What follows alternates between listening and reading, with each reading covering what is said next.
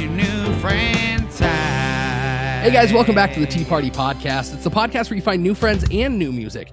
This week, I am joined by a Columbia, Tennessee native who knows how it ought to be.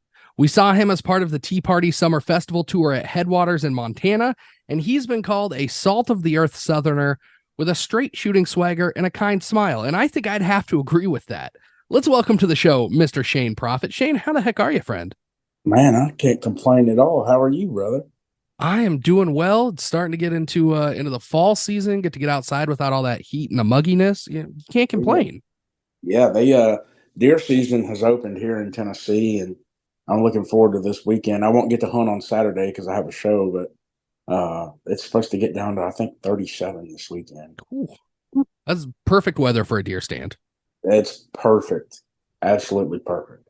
I'm excited to get to know Shane. We'll tee off with you next. It's time to tee off with Ty. Here comes the first four. Okay, here we go, Shane. Question number one of the first four. It's just 4 questions to help us get to know you.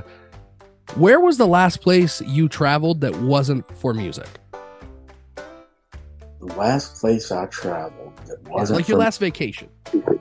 I would say, well, I kind of double dipped in Panama City. I feel down like you have to there.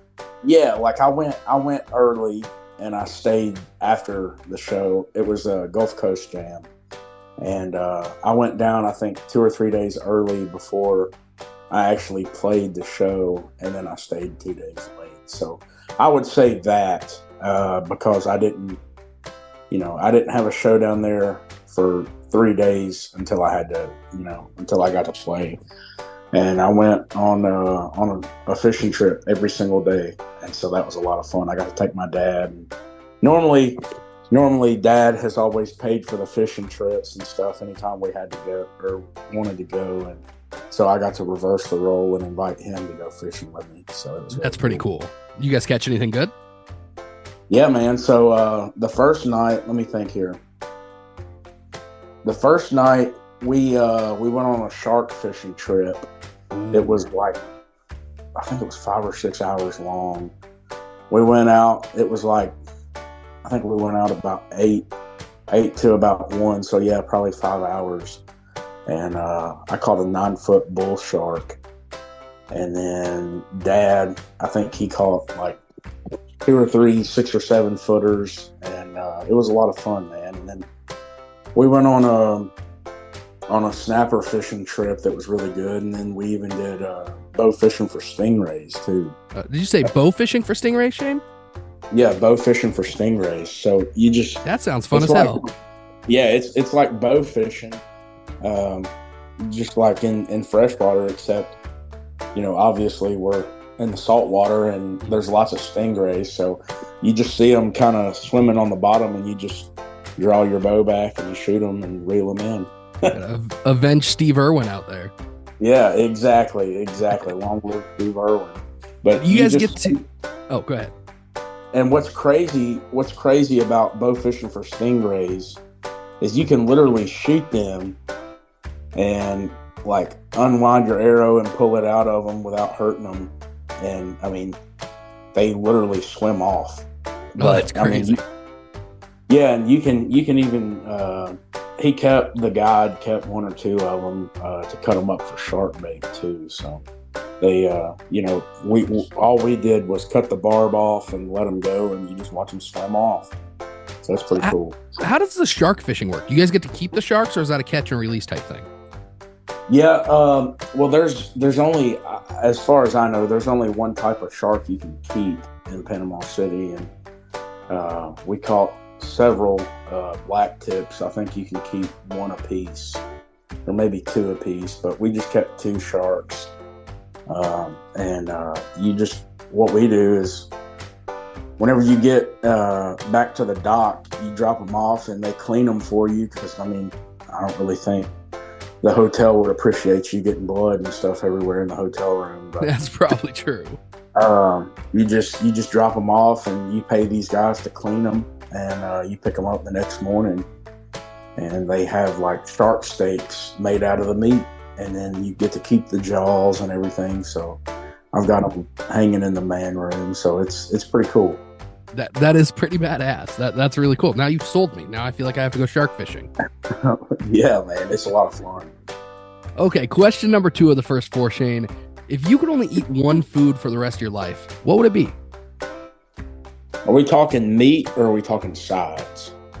It can be whatever you want. If you could have one meal, but you could only have that for the rest of your life. I would say steak. I'm a huge steak guy. And there's so many things you can do with steak too. I mean, you can just grill it. That's how I normally eat it, is just on charcoal.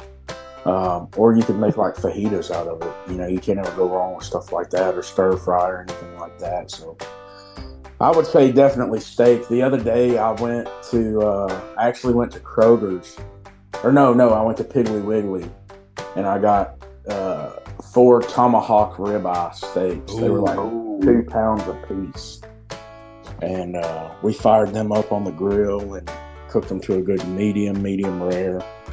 And oh my gosh, it was some of the best meat I've ever had in my life. And it was phenomenal.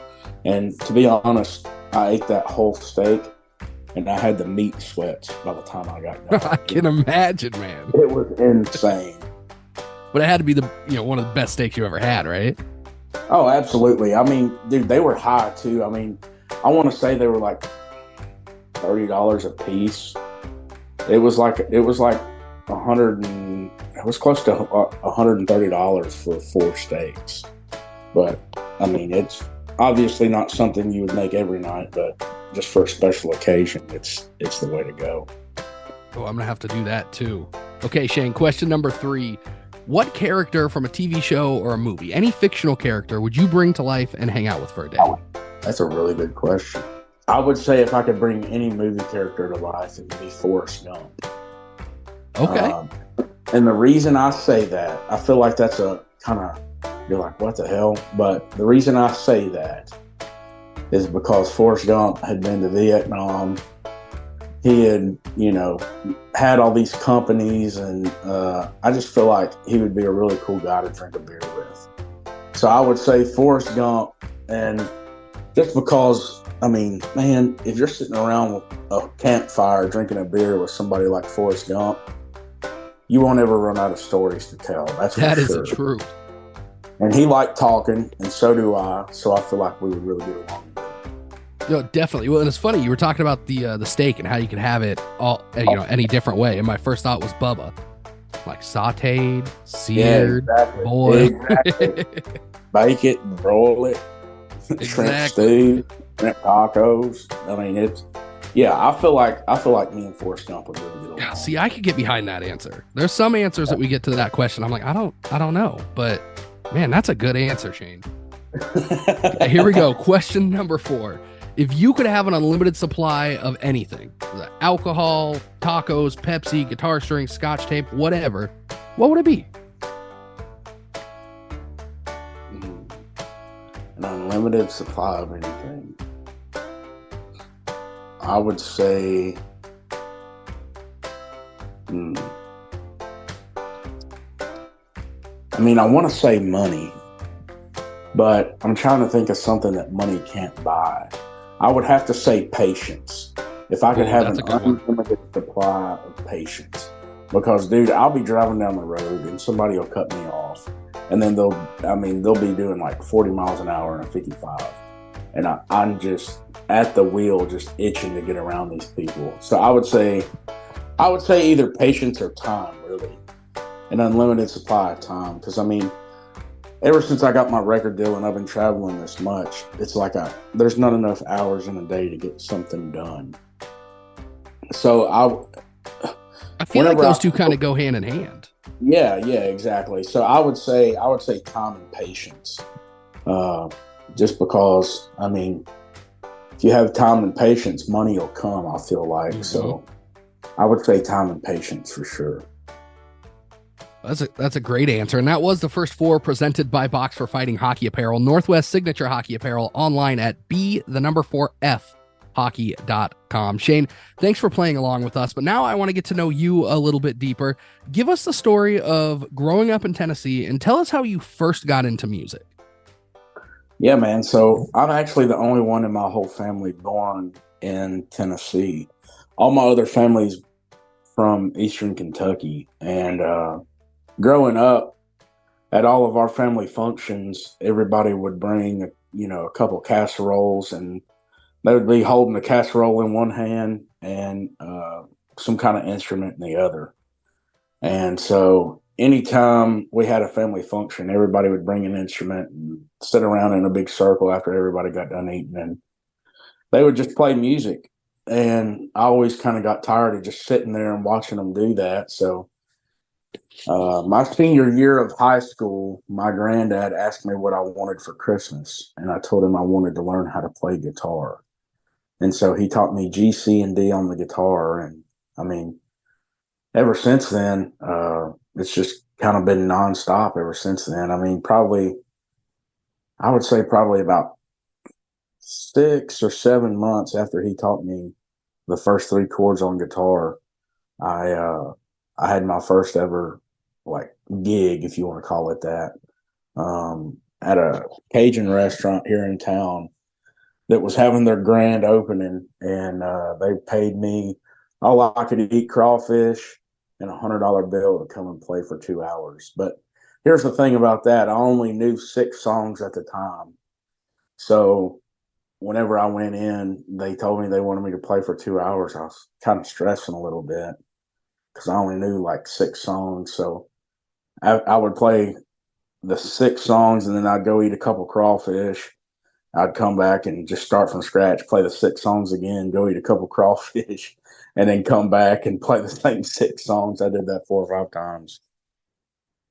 Man, if you had an unlimited supply of patience and time, that just sounds like the best gig of all time.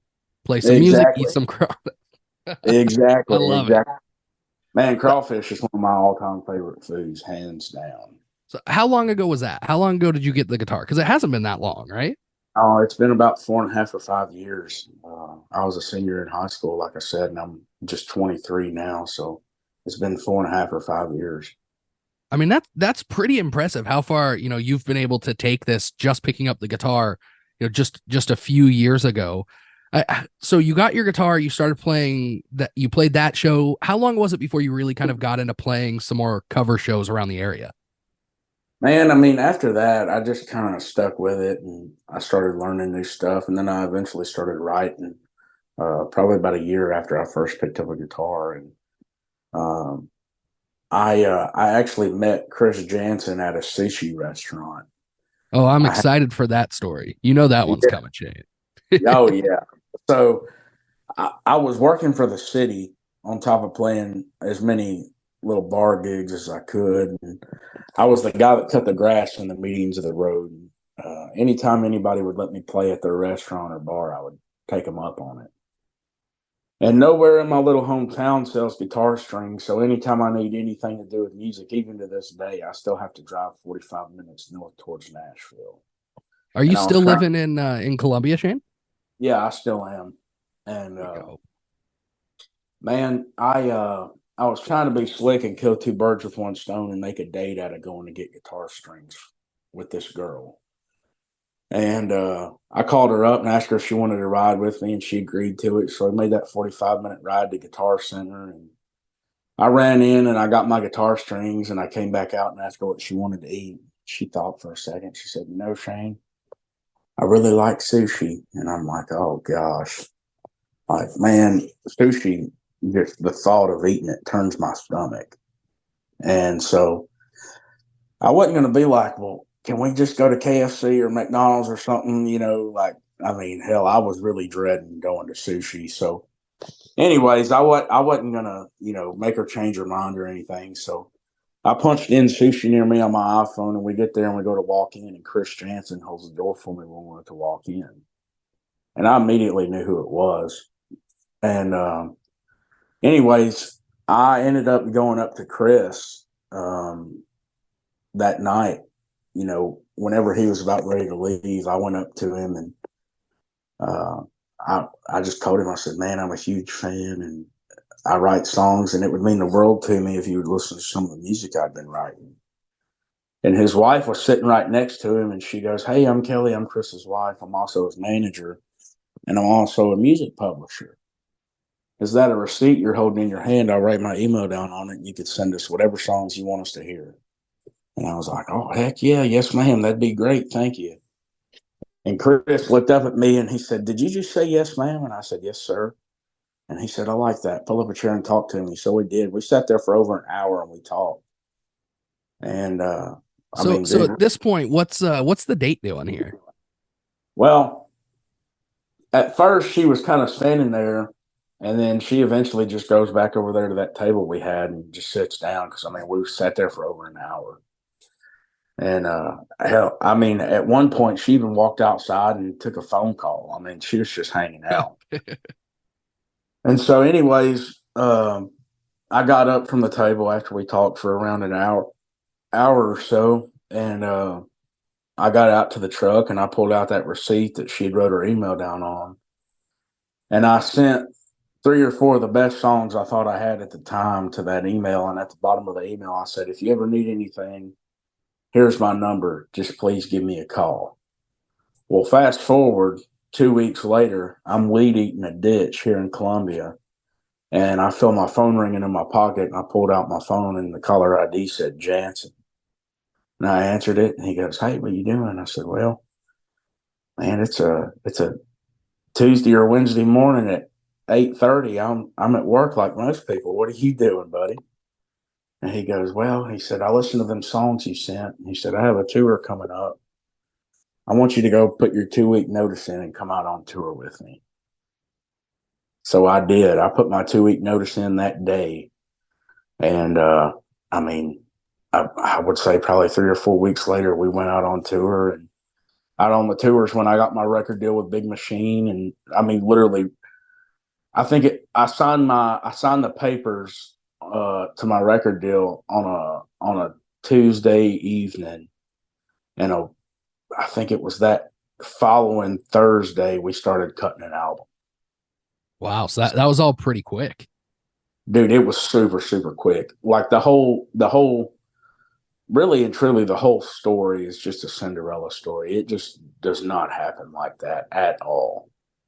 Now, I am a big believer in fate and in people being in the places that they're supposed to be when they're supposed to be. And it's not like you just happen to be in a sushi restaurant with Chris Jansen. You had about a 30-second window in your life to walk up to that door and have him hold it open for you.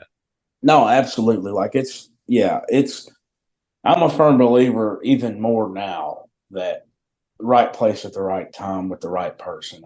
It just, like I said, it does not happen like that at all. So what was going through your mind from the time that he held the door open to you to the time that you walked up to his table? Because I'm sure that you had a billion different thoughts and fears and worries and courage going through your mind all at the same time. Yeah, he was there eating with his family, so I didn't want to be rude and go up, and interrupt his dinner and stuff. So I was just thinking of the best way to go about it, really, and trying not to get choked up on what I might say. And I was just planning out in my mind how I was going to do it, and what I was going to say is what was really on my mind. So then, jumping forward after the date, I assume that the girl disappears forever. She's not a big Chris Jansen fan. Yeah, that was our first and last date. So on the Chris Jansen tour that I was on with him, we played the Ryman Auditorium. It was a sold out show.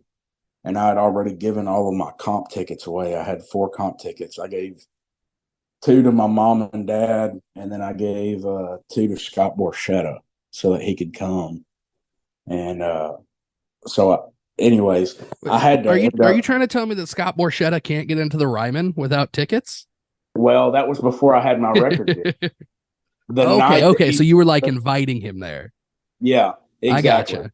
So the night that we played the Ryman is actually when he came back. We played I got off stage. I got 2 standing ovations that night at the Ryman. And as soon as I get off stage, I see Scott walking backstage, and he walks back there and he sticks his hand out. And he goes, Shane, I've seen lots of shows here, but I've never seen anything quite like that. Welcome to the Machine Team. And that's the night that I got my record deal. That's a pretty cool story. And for those of you out there that are listening that aren't kind of in tune with the industry and don't know who Scott Borchetta is, he's just the guy that happened to sign a 14-year-old in 2004 named Taylor Swift.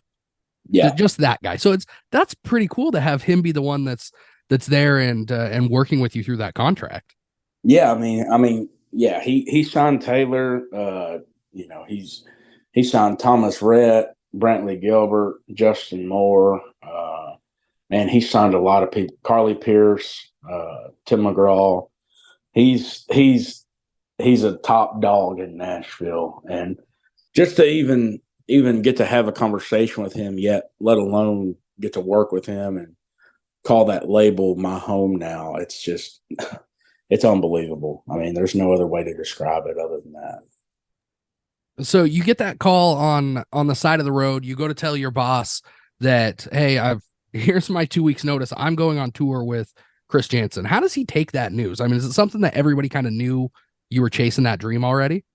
I mean, they knew I was chasing that dream, but I mean, I was literally playing I was playing these bars, and quite honestly, I was just background music at all these bars. And growing up in a little small town like Columbia, you don't ever even dream of getting to do something like that for a living. So I had a really good boss actually at the time, and he was very, very supportive. And actually, he even came to that Ryman Auditorium show. He's been to several shows since then.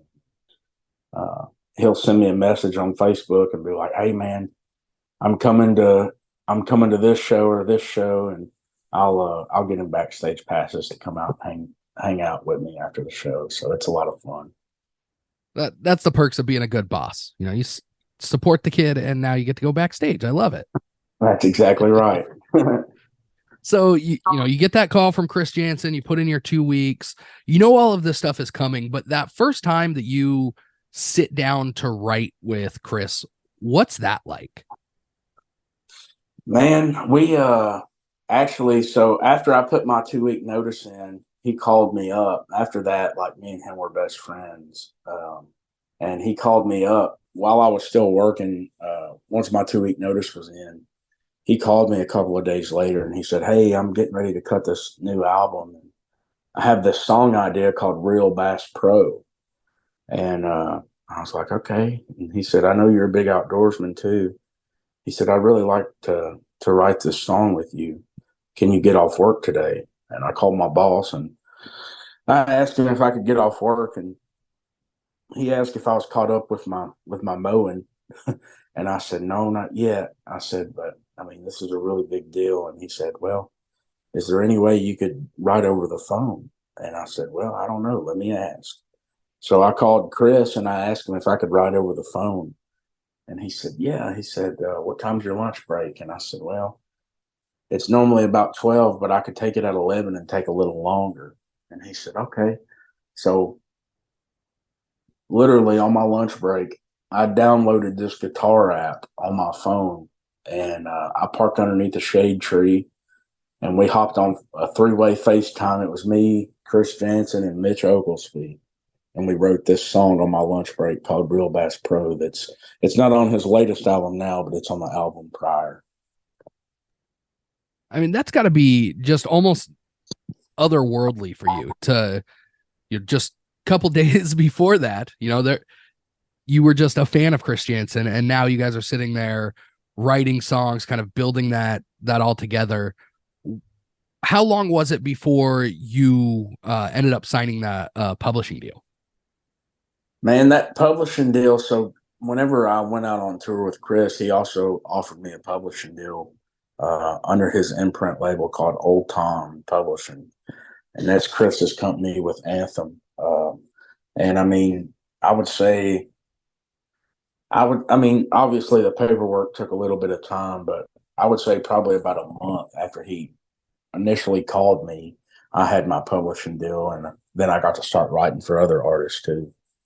So what's the biggest thing that surprised you about about a publishing contract that you've kind of found out through this process? I would say the biggest thing I found out really is Nashville's a big city, but when you start writing with all these songwriters and stuff, it's kind of overwhelming at first, and then once you have time to kind of come down off that high just kind of soak everything in, you kind of realize Nashville is not that big necessarily in the music business. Everybody knows everybody. And that's definitely something that we've learned just over the course of doing the show and talking to artists like you, that we come across the same names over and over again because they end up being in those rooms. When you're sitting down writing and you want to write for yourself, do you typically write alone, or are you a big co-write guy even for songs for yourself? Man, I like doing both. I would say right now I've kind of been on a roll with writing with several different guys here in Nashville. I love writing by myself, but I would say probably I like writing with co-writers even more, because you might have an idea and then they might have an idea, and you kind of mesh them together and get something that's even better. So I would say co-writes for sure. Well, and one song that feels very personal to you that does have co-writers on it that I'm excited to hear the story behind kind of how you wrote this one, but it's called Still Picks Up, which is a song that you wrote after your dad suffered a stroke on a hunting trip, right? Walk us through kind of what your writing process was like, how you got others involved, and then kind of what the process was like, because I feel like this is pretty emotional. Yeah, it's very emotional. It's my most recent release. Still Picks Up. It's a kind of a sad story, but at the same time, it's very, very meaningful to me, because me and my dad, we try to take a hunting trip every year to Eastern Kentucky on a deer hunting trip. And this was 3 or 4 years ago. Well, yeah, probably 3 years ago now. We were on our hunting trip just like, every other year. And my dad actually had a massive stroke while he was in a deer stand. And he got down, and we had no cell phone service at all. And whenever I first found him, I climbed down out of my tree, and I saw him kind of stumbling to walk. He had got down from his tree stand. We were probably a mile from the four-wheeler and probably another mile past that from the truck. And whenever I walked up on him, he was like, "What's wrong?" Like, he was all confused, and I could see the whole left side of his face wasn't moving at all. And I kind of knew then it was either a heart attack or a stroke or something. Something wasn't right. And like I said, I didn't have any cell phone service at all. So I didn't even have my phone with me, or I would have called 911 and tried to get a helicopter to get him out, because, it was just straight up and down.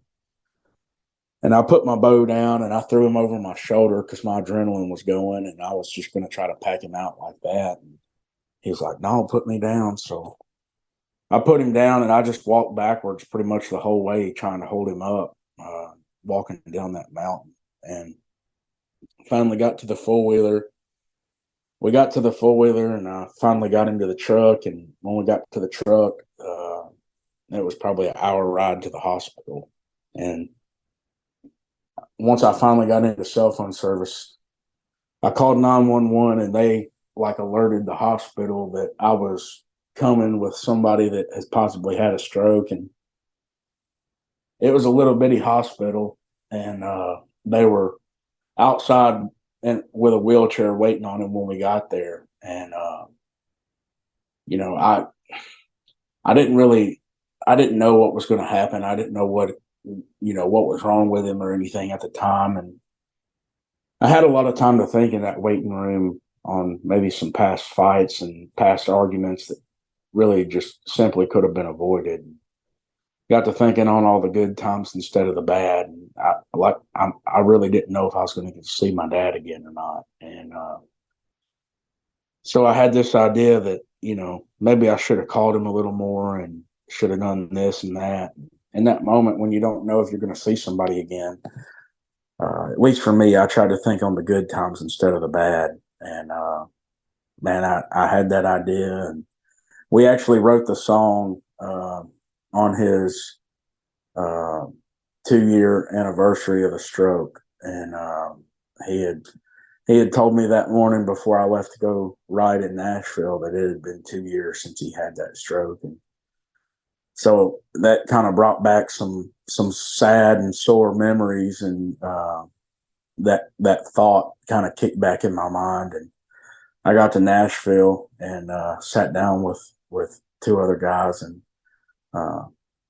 we before you start writing, most of the time you talk with whoever you're writing with and just check on everybody. And they asked how I was doing. I said, man, it's been 2 years since Dad had his stroke. He's back about 99% now. Life is good. And they said, well, let's write something like that. And I pulled out that idea, Still Picks Up, and we ended up writing it. And it's a very, very, very important song to me.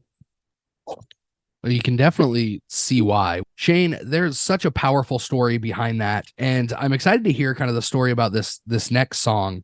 It's your most popular song. It really resonates with a lot of people. I know Still Picks Up as a dad and as a son really resonates with me, but there's a lot of people that really kind of attach themselves to the song How It Oughta Be.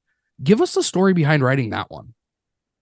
Yeah, man. So How It Oughta Be, let me start by saying I never in a million years thought I would have a top 15 country song at radio. I mean, that's just, even to this day, just kind of looking at, how far everything's come, it's just mind blowing. I mean, just, it's a huge, huge blessing. And How It Oughta Be, it says, the world ought to try a piece of mama's chicken and feel the love around her tabletop in the kitchen. And I'm a firm believer that there's a difference in a house and a home. And I'm very, very blessed to say my parents raised me up in a home instead of a house. And what I mean by that is like, man, I could tell my parents I wanted to be an astronaut, and they would watch a spaceship take off tomorrow. I mean, they're just the most supportive parents you could ever ask for. And the whole time growing up, they always thought that it was really important to sit around the supper table at night when everybody gets home and just have supper like a normal family. Mom would cook 99% of the time, and we'd just sit down like a normal family and have supper. And I can't help but think that if everybody in today's world had a little bit more of that family life versus, getting on a gaming console and playing Xbox or PlayStation, that this world wouldn't be so crazy that we're living in. For the most part, I think I turned out all right. But I feel like if everybody in today's world had a little bit more of that family life and, just were normal people and didn't talk trash on their neighbors and just tried to be the best people they could be, this world wouldn't be so crazy. So that's exactly what that song's about. Well, I think that's why it resonates with so many people out there.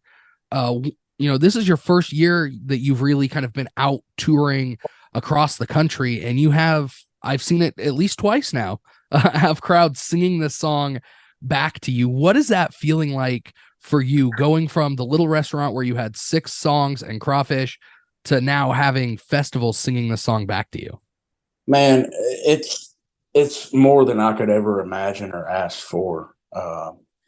Getting to see people sing songs that I've wrote back to me. It's like, I mean, growing up like I did in a little small town, you never dream of that. And that's a feeling that I don't think will ever, ever get old. Well, and now that you've played a couple of different stage sizes, I guess, what is it like for you as far as preparation, playing somewhere like Headwaters, which is, a big festival, versus somewhere like the Nashville North where there was 500 people in the room? Yeah, I mean, man, here's the thing. It doesn't really matter to me if it's 2 people or 2,000 or 200,000. I'm going to go out there and I'm going to give the same show that I would for 2 as 200. Just because, they paid their money to get in there, and it's just, I want to be kind of a safe place for people to get their minds off of whatever they want to get their minds off of.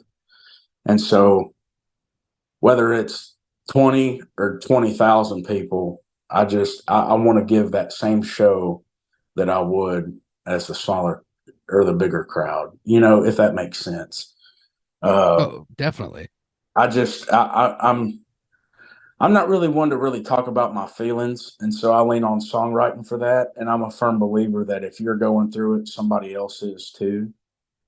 And so I try to give it my all, no matter the size of the stage. Well, and one thing that you do at your shows is that you recognize those in our society that are actually out there trying to make the world a little bit better of a place, like the military, first responders.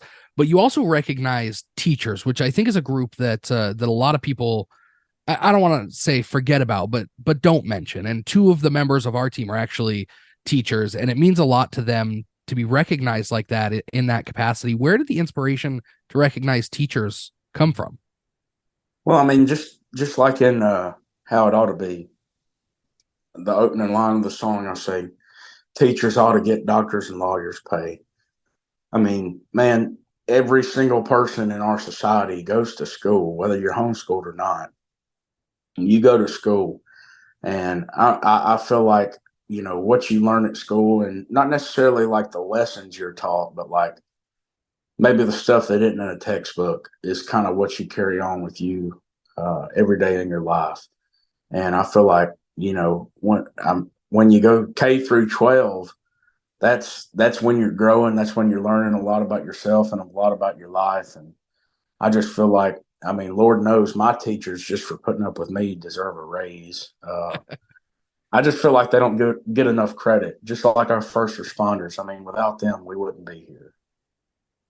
Do you, as you're traveling now, do you see that you get different reactions from different areas? Not necessarily about recognizing people, but just as far as the crowd and the people that come out there when you play different songs. Do different ones resonate in different parts of the country as you're traveling or in different venues? I would say yes and no. It's like that old Brantley Gilbert song, "Country Must Be Countrywide." That's a Great bold, song. yeah, that's a bold statement, but it's very, very true. I mean, I can sing a Hank Jr. song in Canada, and actually I have, and they know every single word to those Hank Jr. songs, just like we do here in the South. And you're a big Hank Jr. fan, right? Is that that's kind of one of the first artists that you started playing songs, or I guess covering, right? Yeah, absolutely. Actually, the first ever song that I learned was "Whiskey Bent and Hellbound" by Hank Jr. That's a great starting point. I think that's a fantastic starting point. So you're out now, you're traveling the country, right? And you're playing big shows, little shows. When we saw you at Nashville North, it was just you and your guitar, and then at the festival, obviously a little bit bigger of a stage. You had the full band. Is the band that you travel with? Is that your band? Is that the same one that you're using in the studio, or are they a touring band, or is it who you're playing with around Nashville? Introduce us Yeah, to them a little bit. that's so my guitar player, he's originally from California, but he moved to Nashville a couple years ago. Sammy, my drummer, she's a girl drummer. She's originally from Minnesota, and she moved here to pursue music full time as well. And even the same thing with my bass player. He's originally from Kansas. His name's Brandon, and he's an awesome bass player. And man, everybody in my band moved to Nashville with the same dream, and just like I have. And man, I mean, we all get along really well. And whenever it gets time to cut a record, I use the studio band that my producer puts together. But just because the studio band kind of, you tell them what to do and then they'll do it. And then my guys, they're also really creative, and they'll add on little stuff to the live show to make it so interesting. So it's just I've got to where, thankfully, I've been surrounded by so many different creative people, and it's just so fun getting to kind of see everybody do their own thing and have their own mindset on certain things. It's a lot of fun. Shane, man, I'm excited to follow your journey from the sidelines and see how big this goes for you. Listen to more of your music in the future. Where can people follow along? What's your website? What are your social media handles? My website's shaneprofitt.com, and then all of my socials are the Shane Profitt. You can keep up to date with everything on there. We'll have merch up on the website here real soon. And I post all my hunting pictures and show pictures and everything on all my socials. So you can go on there and check that out too. And you're pretty active on there as well. It's actually you running your social medias, which is awesome. Yeah, it's 100% me. So like I have a social media team, and like for bigger artists that they'll send them pictures and the social media team will post it, but I just kind of like being the one in charge, I guess, in a way, and they kind of get on to me for posting so many hunting pictures. But I mean, heck, the people that listen to my music, chances are they're probably in a deer stand too come Saturday. So, well, Shane, man, thank you so much for jumping on here. It was great to finally meet you in person a couple of weeks ago, and we cannot wait to see you again. But before we let you out of here, we end every show kind of the same way that we start it. It's called the Final Four, just kind of 4 questions that'll make you think. You up for it? Yep. It's time for the Final Four. Okay, here we go. Question number 1. And I feel like this is going to be a Chris Jansen concert, but what's your favorite concert memory? Probably the first concert I ever paid to go to. It was Chris Jansen, Justin Moore, and Jamie Johnson. Hot damn, that's a good lineup. Yeah, man, that was a good show. That was a really good show. That's I see how they got you a little bit hooked there. Yeah. Okay. Question number 2. Who are the 3 most recently played artists on your Spotify or Apple playlist? So the three people you've listened to the most recently. Let me look. So we got Justin Moore, Riley Green, and Nate Smith. Ooh, okay. I can't go wrong with any of them. No. I love it. Okay, question number 3 of the Final Four. What is your favorite place to eat in Nashville? Favorite place to eat in Nashville? I would say Cock of the Walk. It's over close to Opry Mills. Anytime I get to play the Opry, we go over to Cock of the Walk and eat supper. What kind of food do they have over there? Man, it's like country food. It's all that they really have is chicken strips and fish fillets and steak. You can't go wrong there. Oh, it's good too. Okay, Shane, last question of the whole show, and take as much or as little time to answer this as you want. But if you could pick one thing for people to take away from this podcast or your music in general, what would it be? I would say that I want people to know that I'm no different than nobody that listens to my music. I get up every morning and I put my pants on one leg at a time, just like everybody else. Like I said, I'm no different than nobody else. I'm very, very thankful at the position I've been in the last couple of years of my life, and I'm very blessed. Getting to wake up every day and just getting to do music for a living, it's a huge blessing. Shane, thank you so much for stopping by. Thank you so much for sharing that, and I 100% believe that. Hey, thank you, man. This was fun. Good. We'll have to do it again in the future, buddy. Yes, sir. Absolutely. Thank you. And guys, that was another episode of the Tea Party Podcast. It's the country music podcast where you find new friends and new music like Shane Profitt and Still Picks Up. Go tee off on the like button at facebook.com/Tea Party Podcast. This has been a Tea Party Communications production. Theme music created by Jesse Quandt. Announcer voiceovers by Jay Gwinn. And as always, hosted by Ty Pisani.